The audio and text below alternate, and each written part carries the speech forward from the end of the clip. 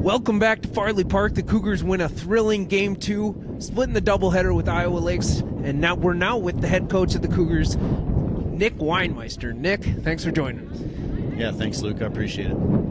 So it was a cold one out there today. Game 2 was certainly well-paced, had a thrilling ending as well. A lot happened in that 7th inning. So in the top of the inning, looked like Iowa Lakes had taken the lead, brought in a run on a sac fly, it appeared, but what happened out there? Yeah, it's my job, obviously, not to watch the play unfold as us making that catch in the outfield. I'm watching the runners. I watched the runner on third. She came off early on the swing. Our girl came in and made a good catch, which was Jensen Beaton, and then obviously, she has to get back and tag up. She then scores, but I didn't see her tag up, so then obviously I'm going to contest it. So we throw it over to 3, make sure that, the umpires are doing what they're supposed to be doing, and luckily for us, they agreed that she didn't tag up, and we get that out. So, it was quite the performance from your team in the second game. They really played pretty clean all around. Leadoff batter of the game against Marilla, double.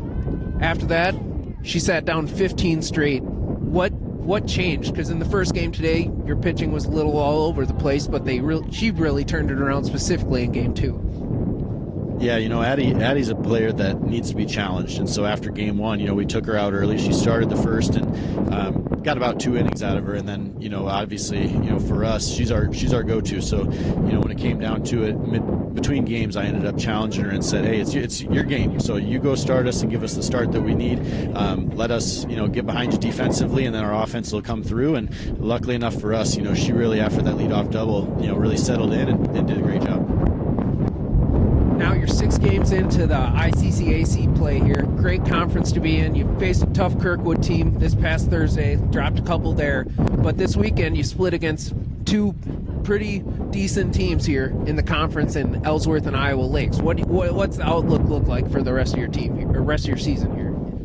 Yeah, I was proud of our effort this weekend. I think Saturday against Ellsworth, we went and got that first one early and then, had our chances in Game 2. Obviously today, Iowa Lakes jumped on us early and got the first one. So, it's important for us. We talk about it a lot. If we can, we drop the first one, we have to find a way to split. And then obviously, our goal is to get that first one so we can find a way to sweep. And weekend, it's tough. This conference is very difficult. A lot of good teams, great coaching. I think it's arguably the best conference in junior college softball. So, for us, it's about showing we can be competitive and come out and play hard and doing the things that we know how to do and staying on us. And I think that, across the board, our girls did a really good job this week. All right, Nick, congratulations. Thanks for joining us today.